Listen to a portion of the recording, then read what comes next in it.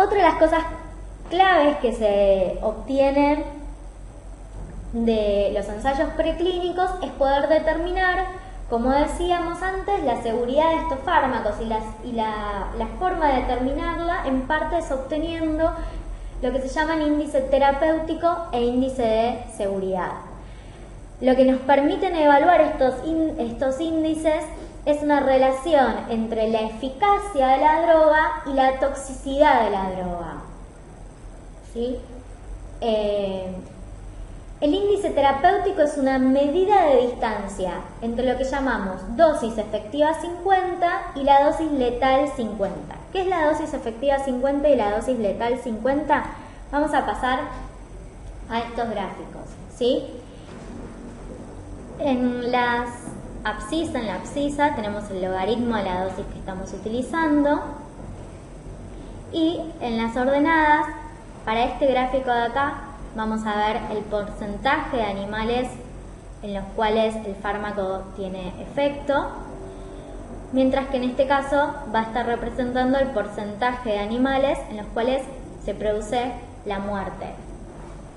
Entonces, esta es la dosis, ¿sí? Este punto de acá nos va a representar la dosis que produce o que es efectiva en el 50% de los animales, y esa es la dosis efectiva 50, mientras que este punto de acá nos está representando la dosis que es letal en el 50% de los pacientes. El cociente entre la dosis letal 50 y la dosis efectiva 50, ¿sí? Que nos está representando la distancia entre la dosis efectiva 50 y la dosis que es letal en el 50% de los animales, se denomina índice terapéutico, mientras que en este punto de acá se va a representar la dosis que es letal en el 1% de los animales, y en este punto de acá la dosis que es efectiva en el 99% de los animales. Entonces la diferencia o la distancia entre la dosis letal 1 y la dosis efectiva 99 es lo que llamamos índice de seguridad.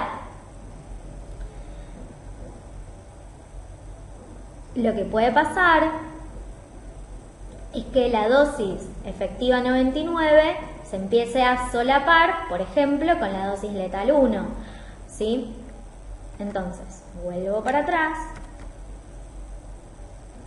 Lo ideal es que el índice de seguridad, que se acuerdan que el índice de seguridad era la dosis letal 1 sobre la dosis efectiva 99, ¿sí?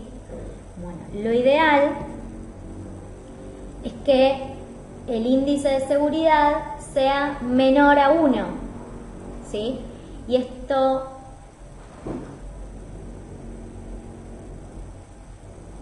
lo ideal es que el índice de seguridad no sea inferior a 2, que no sea inferior a 2. Si el índice de seguridad es menor a 1, esto está indicando que empieza a haber superposición entre la dosis terapéutica más alta, la que era efectiva en el 99% de los pacientes, y las dosis letales más bajas, ¿sí? Lo vemos acá. Si el índice de seguridad es menor a 1, quiere decir que hay superposición entre las dosis efectivas más altas y las dosis tóxicas o letales más bajas. Con lo cual, digamos que la ventana terapéutica o la ventana de seguridad es chiquita. Con las dosis más efectivas se observa letalidad en cierto número de animales. Eso es lo que empieza a implicar, o lo que implica que el índice de seguridad sea menor a 1. ¿Cuándo podemos utilizar un fármaco que tiene este índice de seguridad tan bajo? Es decir, que las dosis terapéuticas más altas se empiezan a solapar con las dosis que pueden ser tóxicas en cierto número de pacientes. Para enfermedades que tienen elevada letalidad y entonces en las cuales se pueden aceptar fármacos que tengan un índice de seguridad más bajo o que sean, digamos, que tengan mayor toxicidad. Por ejemplo, los antirretrovirales o los antineoplásicos son fármacos que tienen un índice de seguridad más bajo, que puede ser un índice de seguridad menor a 1, pero dado que no existen tratamientos toxicológicamente más aceptables, se acepta para su uso en humanos, ¿sí? Si el índice de seguridad es mayor a 1, sabemos que cuanto mayor sea el valor del índice de seguridad, menor va a ser la superposición entre dosis efectivas y dosis tóxicas. Entonces, lo ideal es que este índice de seguridad sea mayor a 2, o sea, que la distancia, ¿sí?, entre este punto y este otro punto sea cada vez mayor, lo cual haga, o sea, si lo vemos como esto es un cociente, es que la dosis letal sea lo más alta posible y la dosis efectiva sea lo más baja posible, para que entonces el índice de seguridad sea mayor a 2 y sea lo más grande posible. ¿Se entiende? Bien. El índice terapéutico, decíamos que era la medida de distancia entre la dosis efectiva 50 y la dosis letal 50. Lo ideal es que este índice terapéutico no sea inferior a 10. ¿Sí?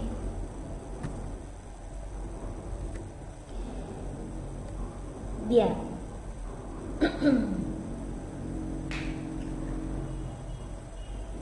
Otra de las cosas que decíamos que se obtenía en preclínica, además del índice de seguridad de un fármaco y el índice terapéutico, es lo que se llama NOAEL. El NOAEL es el nivel de dosis en los cuales no se observan efectos adversos en los animales. Y entonces es este NOAEL el que se va a utilizar para poder calcular, ¿sí?, la primer dosis que se va a utilizar en humanos, ¿sí?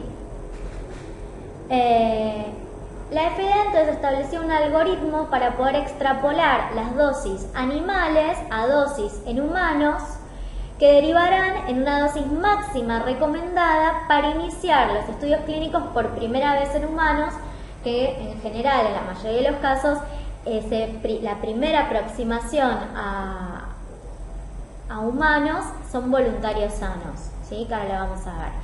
Y entonces se utiliza esta fórmula, que no la tienen que saber para el examen, es solamente para tener una idea de cómo se calcula la dosis máxima segura recomendada para el primer uso en humanos, y es calcular la dosis equivalente en humanos, ¿sí? La dosis equivalente en humanos, la dosis equivalente en humanos se calcula a partir del NOAEL que se obtuvo, es decir, nivel de dosis sin efectos adversos, por el peso animal sobre el peso del humano potenciado a 0,33. Y entonces a partir de eso obtenemos la dosis máxima segura recomendada para utilizar en animales, que es, vuelvo a repetir, una dosis ajustada, ¿sí?, corregida, en la cual no se observó efectos adversos en los animales. Y de hecho, de esta dosis en la cual no se observó efectos adversos en animales, incluso se utiliza un rango todavía de mayor seguridad, es decir, se usan todavía dosis más bajas, ¿sí?, en humanos. Bien. Entonces, ya les venía vinimos hablando un montón de las fases de la farmacología clínica, hablamos un poco de preclínica, vamos a ver cómo sigue esto. Una vez que la agencia regulatoria determina que esos estudios preclínicos estuvieron correctamente realizados bajo el método científico, que se obtuvieron adecuadamente los parámetros, la farmacodinámica, es decir, la eficacia de ese fármaco, la farmacocinética, la dosis equivalente, la máxima dosis a utilizar, que se vio que ese fármaco es seguro y que está éticamente justificado hacer ese estudio en humanos. se pasa a los ensayos clínicos, en donde ahora el sujeto experimental ya no son animales, sino que son pacientes. Y en este caso tenemos varias patas o varios participantes en lo que es el desarrollo de un ensayo clínico. Primero, tenemos el patrocinante. ¿Qué es el patrocinante? El laboratorio dueño de esas moléculas que están en investigación o de lo que se va a llamar de acá en adelante producto en investigación o producto de investigación, es el que va entonces a financiar, ¿sí?, los ensayos clínicos y va a ser responsable del correcto desarrollo y del desarrollo con calidad de esos ensayos clínicos, obviamente guiados bajo la GCP, las normas de cuidado, de protección de la seguridad del paciente. Como dijimos, el patrocinador va a ser el que desarrolle el protocolo de investigación basado también, digamos, en los datos que tiene de la preclínica, y ese protocolo tiene que siempre pasar por dos lados. Tiene que ser evaluado y aprobado por un comité de ética o por un IRB, se llama en Estados Unidos. Hay comités de éticas independientes, comités en distintas instituciones de salud, ¿sí?, en distintos hospitales, en distintas clínicas. Ahora después vamos a ver más adelante cómo está constituido un comité de ética. Pero básicamente el comité de ética tiene que evaluar que el desarrollo de ese protocolo está correctamente hecho, sobre todo desde el punto bioético, que se va siempre a proteger la seguridad de los pacientes y que está justificado éticamente el desarrollo de ese protocolo en humanos. Y siempre va a tener que, digamos, evaluar que se esté en todo momento, no solo a la hora de evaluar un protocolo, sino que además el comité de ética después vamos a ver que va a estar evaluando toda la realización de ese protocolo para evaluar que en ningún momento se violen los derechos o la seguridad de los pacientes. Y este protocolo que fue aprobado por un comité de ética a la vez tiene que ser aprobado en simultáneo por un ente regulador. En realidad no están en simultáneo porque primero tiene que ser aprobado por un comité de ética para que la agencia regulatoria lo pueda evaluar y aprobar. ¿Sí? Obviamente que la ANMAT o el ente regulador no puede aprobar ningún protocolo que haya sido rechazado por un comité de ética. ¿Sí?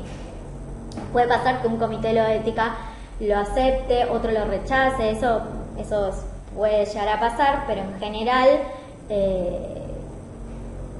el ente regulador tiene que aprobar protocolos que fueron aprobados por un comité de ética y que obviamente considera que es ético realizarlos.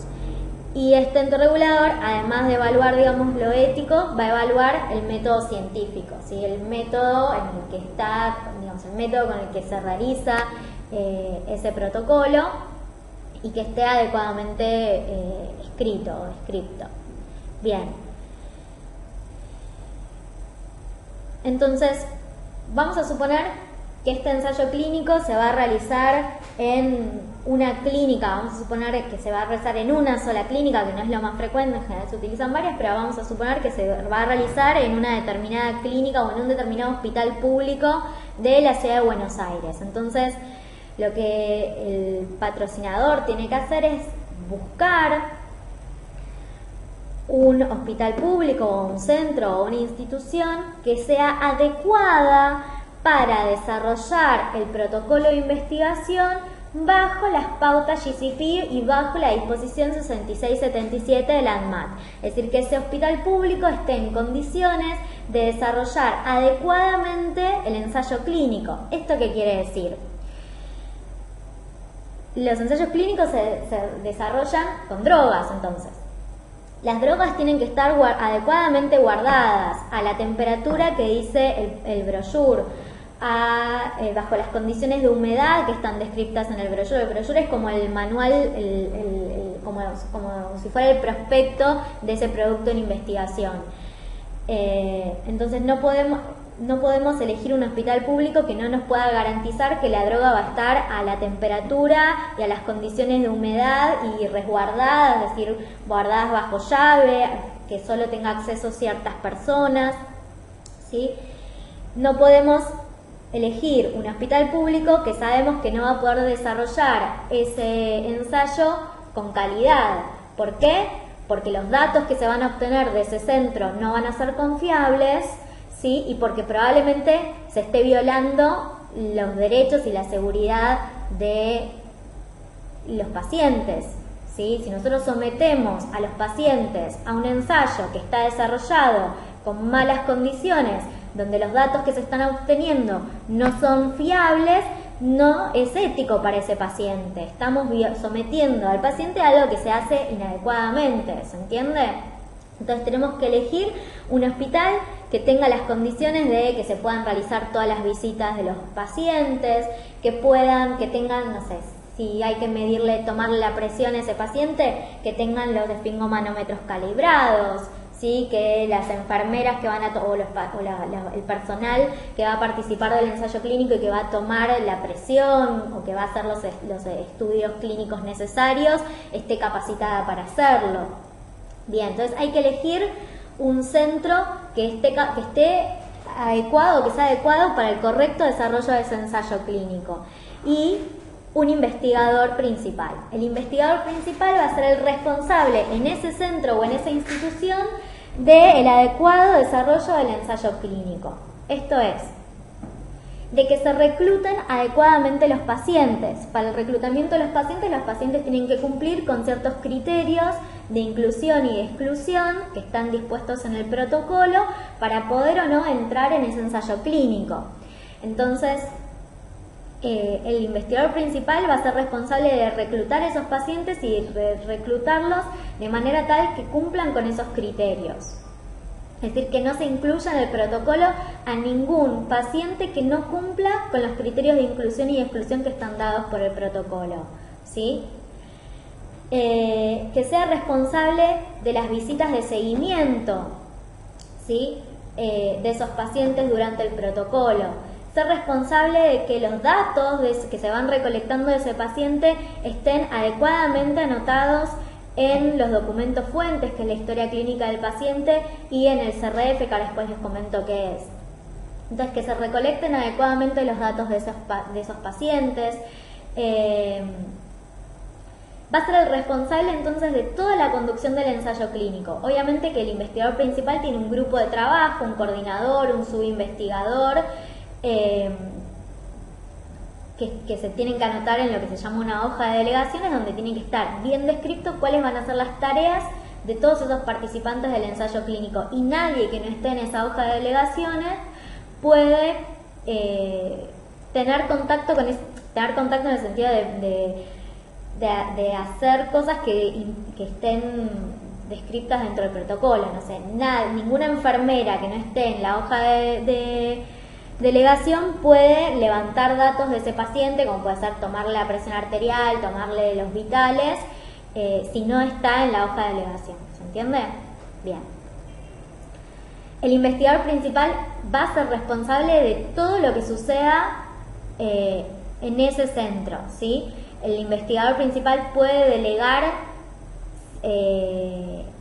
ciertas tareas, pero en ningún caso delega responsabilidades. Siempre es el único responsable. Bien, y entonces estas son un poco las patas de lo que es un ensayo clínico. El comité de ética, el patrocinante, el investigador, el ente regulador. El ente regulador va siempre a auditar cómo se desarrolla el protocolo en todo su desarrollo. Y obviamente los pacientes o los sujetos experimentales, ¿sí? El patrocinador, entonces, brevemente, como dijimos, puede ser un individuo, una compañía, una institución responsable de iniciar, administrar, controlar y financiar un estudio clínico. Ahora vamos a hablar un poco de esto. El sujeto de estudio es un individuo que participa, ya sea como receptor del producto en investigación o como control. Ahora también vamos a hablar un poco más de esto. El producto en investigación es una forma farmacéutica ya que contiene un principio activo o un placebo. Ahora también vamos a hablar un poco más adelante de qué implica el placebo, que se está probando o usando como referencia en un estudio clínico. Entonces, una de las cosas que plantea en cuanto al protocolo, la Declaración de Helsinki, y esto obviamente está contemplado en la disposición 66 y 67, es que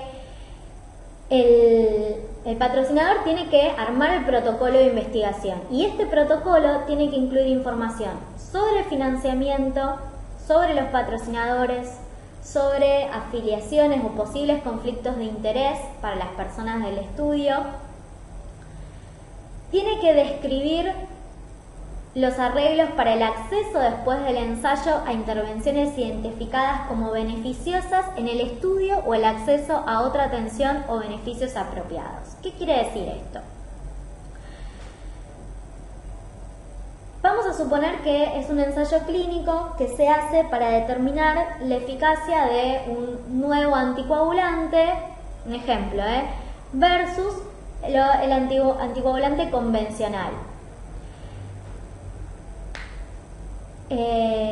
Vamos a suponer que se hace en paralelo, igual ahora les voy a explicar más adelante cómo se hace el desarrollo, el diseño de un ensayo clínico.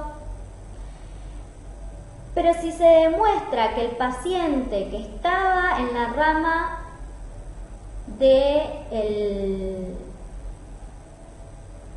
del anticoagulante oral nuevo, si ese paciente que estuvo 2 o 3 años tratado con ese nuevo anticoagulante, si demostró beneficios, ¿sí? Durante el estudio, cuando finaliza el estudio y se hacen todos los pasos para que la ANMAT o la FDA lo apruebe y se comercialice, tarda un tiempo. Entonces no se le puede a ese paciente que estuvo 2 o 3 años con el nuevo anticoagulante de pronto suspendérselo y dejarlo, si realmente demostró que era beneficioso y que era seguro, no se lo puede suspender. El patrocinador tiene que garantizar a ese paciente el acceso a esa intervención que fue beneficiosa o el acceso a cualquier otra atención o beneficio apropiado, ¿sí? Es decir, le tiene que garantizar a ese paciente, si no va a quedar, digamos, con ese tratamiento, garantizarle cualquier otro tratamiento que sea beneficioso.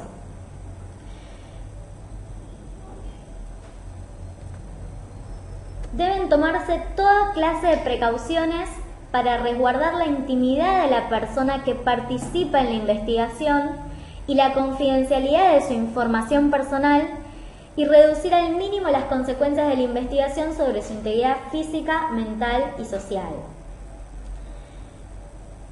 Es decir, que todos los datos que se recogen del paciente se recogen bajo un código de identificación.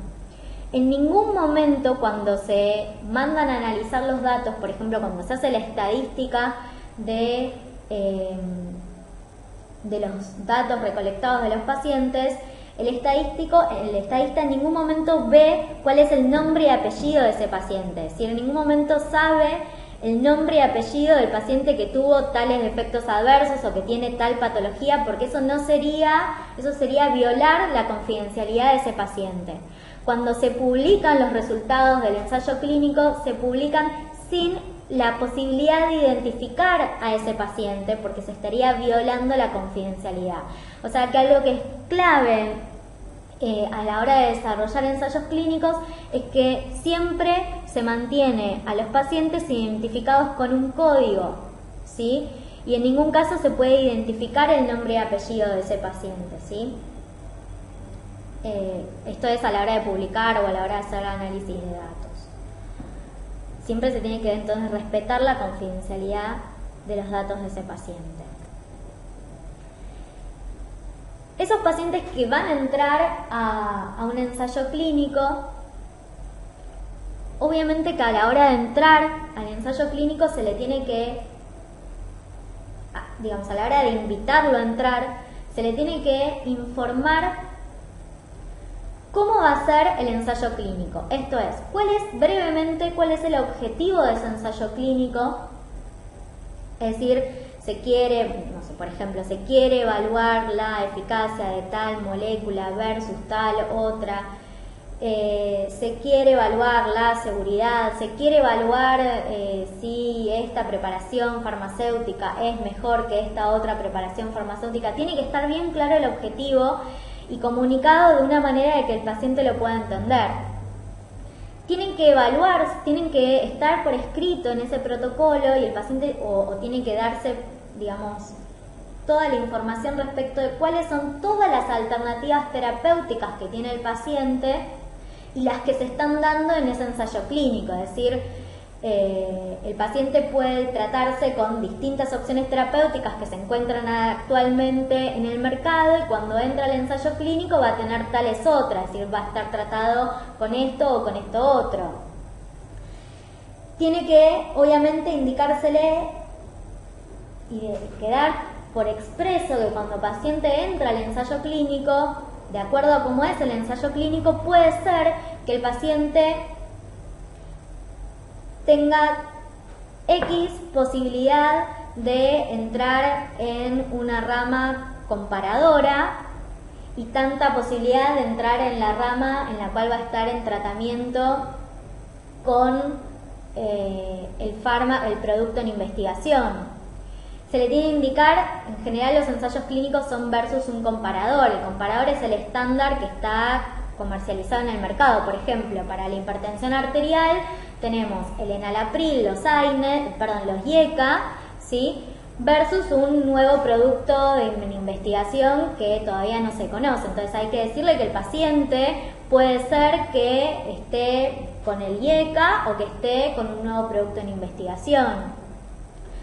Puede ser, que es muy poco frecuente, ahora después vamos a ver los casos, pero puede ser que el ensayo sea contra un placebo, es decir, un principio activo que es el producto en investigación versus un placebo que es una droga que no tiene principio activo, y entonces uno tiene que decirle explícitamente que cuando entra el ensayo clínico puede ser que le toque el placebo o puede ser que le toque el producto en investigación. Tiene que dejar claro en el protocolo, el paciente a la hora de entrar a un ensayo clínico tiene que tener en cuenta, esto va a estar escrito, después lo vamos a ver, pero tiene que estar escrito en el consentimiento informado y tiene que ser explicado por el investigador o por el médico de ese paciente. Pero tiene que quedar claro cuáles son todos los riesgos a los que se somete el paciente cuando entra en un ensayo clínico y los potenciales beneficios. Es decir, puede ser que este producto en investigación sea beneficioso por tal y tal motivo, pero puede ser que no sea beneficioso o incluso que sea perjudicial, y eso tiene que estar en el consentimiento informado.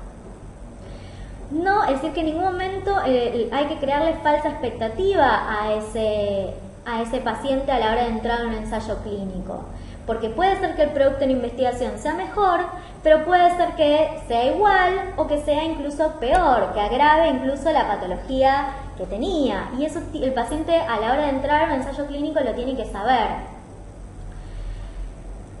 Tiene que saber que puede negarse a participar en la investigación y su decisión de retirarse nunca va a perturbar la relación médico de paciente, es decir, que ese paciente que no entra al ensayo clínico puede seguir en tratamiento en esa institución, con ese paciente, de la misma manera que lo hacía antes y que en ningún momento su negativa va a perturbar esa relación, porque eso sería amenazar o coartar la libertad de ese paciente.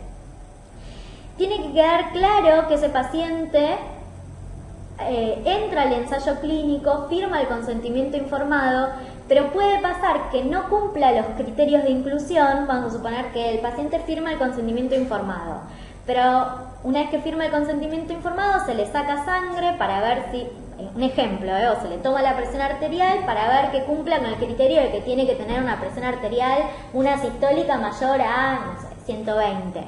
Si el paciente se le toma la presión arterial y no cumple con ese criterio, no se lo va a poder reclutar, es decir, no va a poder continuar el ensayo clínico. Entonces, al momento de firmar el consentimiento informado, el paciente que entra en el ensayo clínico tiene que saber que puede ser que no sea reclutado porque puede que no cumpla con los criterios de inclusión del ensayo clínico. Lo tiene que saber.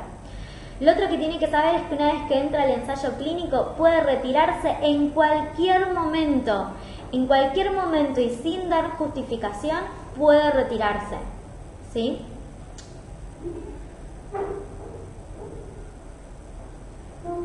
sin exponerse obviamente a represalias. Otra cosa respecto del cuidado del sujeto es que el ensayo clínico no debe representar ningún gasto para ese paciente. Es decir que, si bien en los estudios de fase 1, que son los que se hacen con voluntarios sanos, en general a los voluntarios se les abona, se les paga cierto valor por la participación voluntaria en ese ensayo clínico. Al resto, en los restos de las fases, lo que se estipula es que no es que se les paga, sino que no se les paga un valor, sino que se les cubren los gastos de participar. Esto es, todos los viajes que impliquen cada una de las visitas, y los pacientes una vez que entran al ensayo, se les hace primero una visita de reclutamiento, una visita de reclutamiento, después se le hace visitas, digamos, se hacen visitas continuas, el paciente hace visitas continuas al centro, en las cuales se levantan, se recogen datos de ese paciente, ya sea hipertensión arterial, la tensión arterial, los vitales, se le hacen hemogramas o tomografía, digamos, lo que esté dispuesto por el protocolo. Cada una de esas visitas el paciente se le paga el viático, eventualmente se le paga el almuerzo. Si tiene un efecto adverso en el contexto de ese ensayo clínico, se le tienen que cubrir los gastos de la medicación o de la internación, de lo que sea, que el gasto que implique ese efecto adverso, ¿sí? Esto como parte del cuidado del sujeto. Bien. Entonces decíamos que obviamente que siempre el sujeto tiene que brindar el consentimiento informado, y el consentimiento informado es un proceso, es decir, no es un documento que uno firma y nada más, sino que es todo un proceso de brindar consentimiento informado, y esto implica que el paciente se le dé el documento, el consentimiento informado, en donde se explican los riesgos, los potenciales beneficios, los objetivos, se detalla todo el procedimiento, todos los estudios que se le van a hacer durante el protocolo, se explica absolutamente todo. El médico le debe explicar conjuntamente lo que está descrito en el consentimiento informado. El paciente se puede llevar el consentimiento a la casa, lo puede leer, puede volver y hacer preguntas. Es decir, que el proceso de firma del consentimiento informado implica todo el tiempo necesario para que el paciente entienda y pueda dar efectivamente su consentimiento voluntario de que desea participar con todos sus riesgos y con todos sus beneficios en ese ensayo clínico. Y entonces debe firmar un consentimiento informado, y deben figurar ese consentimiento informado firmado, tiene que figurar en lo que se llama la carpeta del investigador, tiene que estar en el centro, en la institución. Ese consentimiento informado tuvo que haber sido aprobado previamente por el comité de ética, es decir, que consta con el aval del comité de ética. Tiene que figurar en la historia clínica el momento en el que se firma el consentimiento informado, con el día, con la fecha. Si el consentimiento en general se otorga por escrito, si no puede ser otorgado por escrito, el proceso para lograrlo debe ser documentado y atestiguado. Y puede pasar que haya pacientes que no son capaces física o mentalmente de otorgar consentimiento, por ejemplo, pacientes inconscientes. Se puede realizar el ensayo clínico solo si la condición física o mental que impide otorgar el consentimiento informado es una característica necesaria de la población investigada. Esto, que no se entiende nada, es básicamente lo siguiente.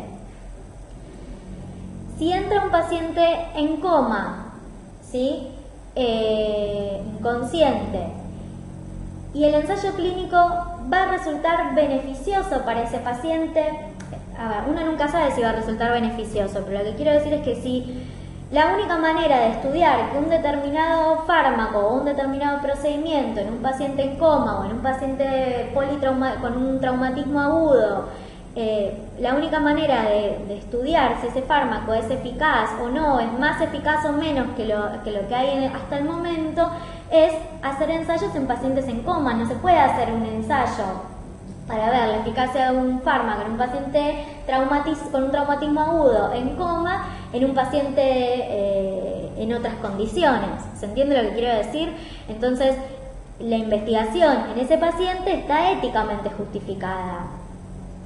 Y en ese caso, entonces, el médico puede pedir el consentimiento informado a un representante legal, ¿sí? Es decir, si ese paciente en coma viene acompañado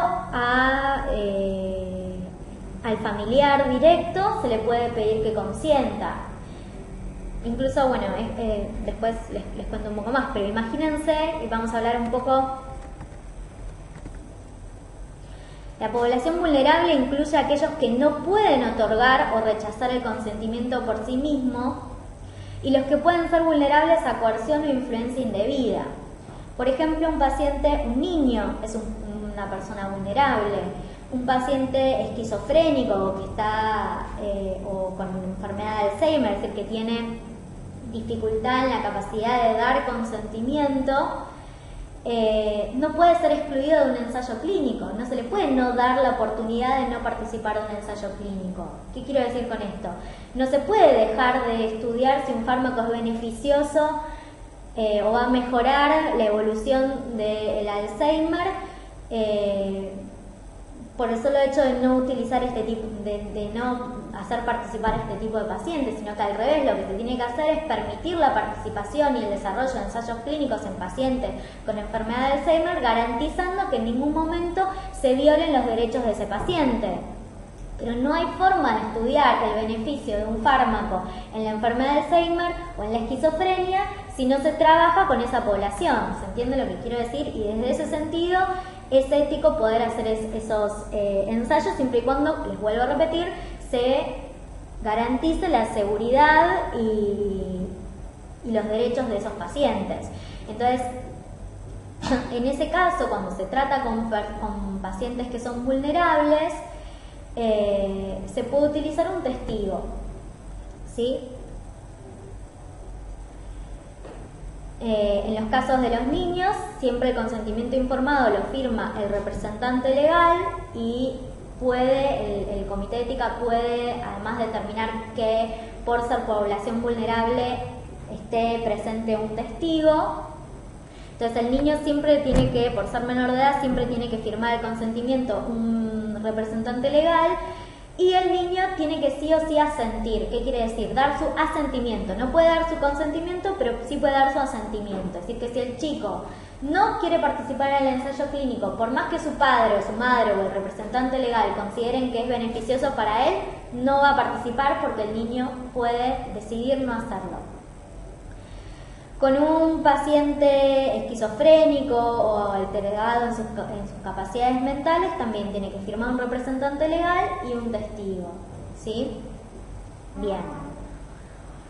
Entonces, la investigación médica en una población o comunidad con desventaja o vulnerable solo se justifica si la investigación responde a las necesidades y prioridades de salud de esta población y si existen posibilidades razonables de que estos puedan beneficiarse de sus resultados, ¿sí? Otra población que uno puede considerar vulnerable es personas analfabetas o personas en condiciones socioeconómicas desfavorables. ¿Por qué? Porque uno puede pensar que ese paciente que está en condiciones socioeconómicas desfavorables, decide entrar al ensayo clínico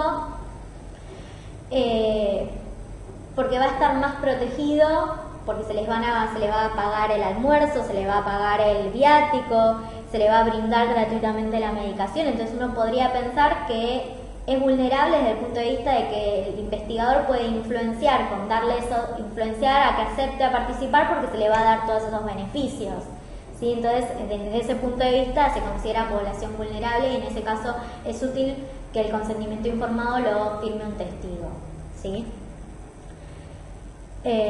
Al final de la investigación, todos los pacientes que participan tienen derechos a ser informados sobre sus resultados y compartir cualquier beneficio, por ejemplo, acceso a intervenciones identificadas como beneficiosas en el estudio o a otra atención apropiada o a beneficios. Ese paciente, una vez que termina el ensayo clínico, no se lo puede dejar sin tratamiento. Se le tiene que brindar la intervención que se identificó beneficiosa, ¿sí?, para ese paciente, ya sea la nueva o la anterior, o la que ya se conocía.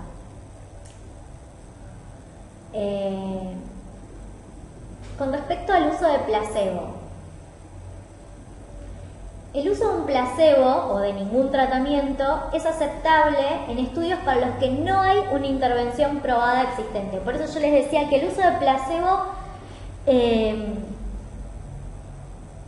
es bastante, se da en reducidas situaciones, ¿sí? Si vamos a suponer un ensayo clínico que se hace para evaluar la eficacia de un analgésico nuevo, ¿sí?, en pacientes que tienen artrosis, ¿sí?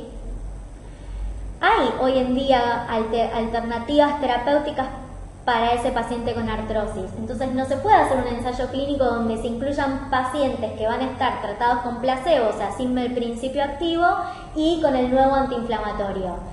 No es ético dejar a ese paciente desprovisto de tratamiento cuando hay alternativas terapéuticas. Entonces lo que se tiene que hacer es hacer un ensayo clínico contra un comparador, el nuevo antiinflamatorio versus un AINES, ¿sí? Es decir, una alternativa probada científicamente que es eficaz para ese paciente. Y entonces uno compara la eficacia y la superioridad o no de ese nuevo tratamiento versus el tratamiento estándar o el comparador. Entonces, ¿en qué casos hay placebo? Imagínense un paciente oncológico que ha pasado por todas las alternativas de tratamiento, ¿sí?, ya se ha quedado sin alternativas terapéuticas. Entonces, ese paciente que de todas maneras estaría sin tratamiento oncológico, estaría simplemente con un tratamiento paliativo, imagínense, del dolor, ese paciente en estadio terminal que de todas maneras estaría sin tratamiento, puede entrar a un ensayo clínico que se va a hacer versus placebo. ¿Por qué? Porque el paciente igual estaría sin tratamiento, entonces, digamos, no lo estoy sometiendo, no lo estoy dejando sin tratamiento cuando podría tener algunos, ¿entiende? El paciente de todas maneras estaría sin tratamiento. ¿Se entiende lo que quiero decir? Entonces, en ese caso estaría justificado que entre un ensayo clínico en el cual se va a probar una nueva alternativa de tratamiento oncológico que se desconoce si es beneficioso o no, versus una rama placebo. Cuando por razones metodológicas, científicas y apremiantes el uso de un placebo es necesario para determinar la eficacia y la seguridad de una intervención que no implique un riesgo, efectos adversos graves o daños irreversibles para los pacientes que reciben el placebo o ningún tratamiento, en ese caso también está contemplado el uso del placebo, ¿sí? Pero se debe dar muchísimo cuidado de evitar abusar de esta opción. Información. Todo ensayo clínico tiene que estar inscrito en una base de datos disponible al público antes de aceptar a la primera persona. Los autores, directores y editores todos tienen obligaciones éticas con respecto a la publicación de los resultados de su investigación y se deben publicar tanto los resultados negativos e inconclusos como los positivos, o de lo contrario tienen que estar a la disposición del público. Bien.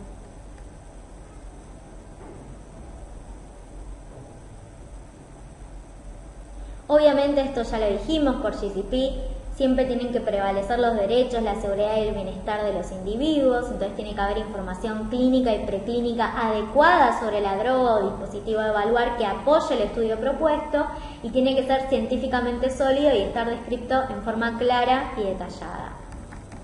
Bien. Habíamos hablado del consentimiento informado. Siempre los principios éticos del consentimiento informado son la autonomía, beneficencia, no maleficencia y justicia. El consentimiento informado debe describir los tipos y objetivos de la investigación, el tiempo esperado de participación, todos los procedimientos que se van a realizar, los riesgos y beneficios esperables, los costos y obviamente asegurarle que se va a mantener la confidencialidad de los datos. Siempre el consentimiento tiene que estar escrito como para que lo entienda, se dice que tiene que estar escrito como para que lo entienda una persona de 12 años.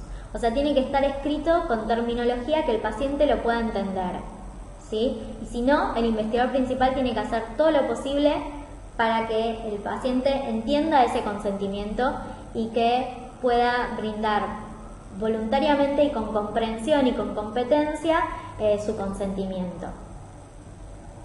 Tiene que informar clara y taxativamente que la participación es voluntaria, que se puede abandonar en cualquier momento sin penalización ni pérdida de beneficios, que ni los tratamientos ni los procedimientos involucrados implicarán gasto alguno para el sujeto experimental, y la firma del consentimiento no significa la pérdida de ninguno de los derechos que legalmente le corresponden.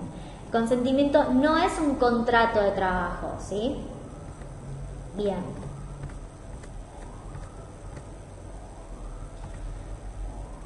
Respecto al investigador principal, siempre tiene que ser un médico calificado en GCP, calificado en el protocolo, ¿sí? El patrocinador tiene que ser responsable de poder capacitar tanto al investigador principal como a todos los que van a participar del ensayo clínico para una conducción adecuada del ensayo. Tiene que ser continuamente evaluado en su formación académica, entrenado, ¿sí? Y evaluado en la formación, en el entrenamiento y en la experiencia, ¿sí? La disposición 6677 del ADMAT justamente plantea esto, que el investigador tiene que ser idóneo por formación y experiencia, no solo, y esto es importante, no solo tiene que ser idóneo en la materia, es decir, que si se está evaluando un nuevo antihipertensivo tiene que ser un cardiólogo renombrado, porque puede ser un cardiólogo renombrado, pero no saber cómo conducir un ensayo clínico. Cómo reclutar a los pacientes, cuáles son las normas que se deben cumplir, cómo se debe hacer para que se cumplan las reglas CGP, para que se conduzca adecuadamente el ensayo clínico. No es lo mismo ser un profesional capacitado en cardiología que ser un profesional capacitado en cardiología y en la realización de un ensayo clínico, ¿sí? Y entonces esto tiene que tenerse en cuenta. Sobre todo porque del investigador principal va a depender mucho la confiabilidad de los datos que se obtengan. Es lo que yo les decía antes. Si uno elige un mal centro y un mal investigador, la recolección de los datos va a ser errónea y no va a ser confiable, ¿sí? Esto no solamente implica que el investigador puede caer, digamos, en lo que es la falacia, no sé, entrar pacientes que no cumplen con los criterios de inclusión e inventarle los criterios, sino que puede ser cosas menores, como por ejemplo que no se haga un buen manejo de la dispensación del fármaco, ¿sí? Por ejemplo. O que no se cumplan con las visitas como se tenían que cumplir, o que no se noten todos los datos en el documento fuente, que se pierdan datos, ¿sí? Eso también hace un mal investigador. Bien, comité de ética, 2 palabras del comité de ética. El comité de ética es un grupo independiente de personas que está formado por profesionales médicos y no médicos y por no profesionales, incluso pueden ser personas de la comunidad, que tienen la responsabilidad de verificar que se proteja la seguridad, la integridad y los derechos humanos de las personas que van a participar en el estudio. Entonces lo que van a hacer es evaluar el protocolo de investigación y evaluar los consentimientos informados, ¿sí?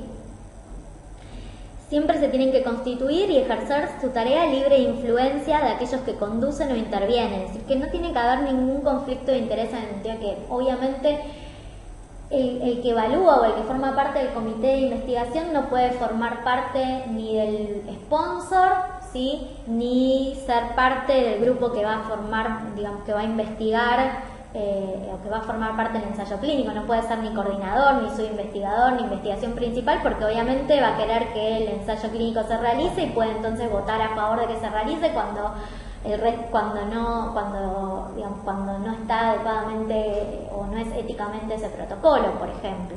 Entonces, en ese sentido hablamos de conflictos de interés. Entonces, tiene que estar formado por al menos 5 miembros, ¿sí? Que no deben pertenecer todos a la misma profesión. Al menos un miembro tiene que tener un área primaria de interés que no sea la científica. Al menos un miembro no esté relacionado con un integrante del equipo. Algo que es importante es que si va a haber un miembro del ensayo clínico, si va a estar formando parte del comité, puede hacerlo, pero tiene que abstenerse de votar, ¿sí? Y se puede invitar a un experto en el tema, aunque no va a tener poder de decisión, ¿sí? Entonces la idea del comité de ética es que uno pueda asegurar una amplia gama de opiniones, tanto en lo científico como en lo religioso o en lo cultural, en lo económico, en lo social, para garantizar siempre la seguridad y los derechos del paciente, ¿sí? Bueno, esto después lo leen ustedes tranquilos. Las obligaciones del investigador, como decíamos, es siempre respetar las buenas prácticas de investigación clínica, informar al paciente, obtener el consentimiento informado, completar el CRF. El CRF es el formulario de registro clínico individual. Todos los datos que están en la historia clínica se tienen que pasar a este CRF. ¿Sí? El CRF es la forma en que el sponsor recolecta los datos de los pacientes en cada uno de los centros y es la forma de que los datos lleguen después a hacer un análisis estadístico. Siempre tiene que asegurar la confidencialidad de los datos, custodiar la totalidad del material utilizado en el estudio, ¿sí? Siempre tiene que, el investigador principal es el responsable de notificar tanto al comité de ética y eventualmente al ente regulador si han habido modificaciones en el protocolo o si han aparecido reacciones adversas, ¿sí? Esto es fundamental. Siempre que hayan efectos adversos serios, ¿sí? Efectos adversos graves que comprometan la vida del paciente, ahora eso lo vamos a ver, siempre el investigador principal es responsable de dar aviso al comité de ética y de dar aviso al ente regulatorio, ¿sí? del suceso de estos efectos adversos, ¿sí? En realidad, el investigador principal lo bueno, después les cuento. El patrocinante es el que busca la autorización de los centros, la autorización de la agencia, ¿sí? El ANMAT, el que propone al investigador principal, facilita al investigador toda la información sobre ese producto en investigación y es responsable de entrenar a ese investigador y a todo el grupo en cómo se debe realizar el ensayo clínico. Es responsable de monitorear durante el ensayo clínico los datos que se van levantando y que el ensayo clínico se realice en forma adecuada, es decir, que se haya dado la medicación correctamente, en los días y en las dosis que estaban dispuestas por el protocolo, es decir, monitorear que se cumpla continuamente con el protocolo y con GCP.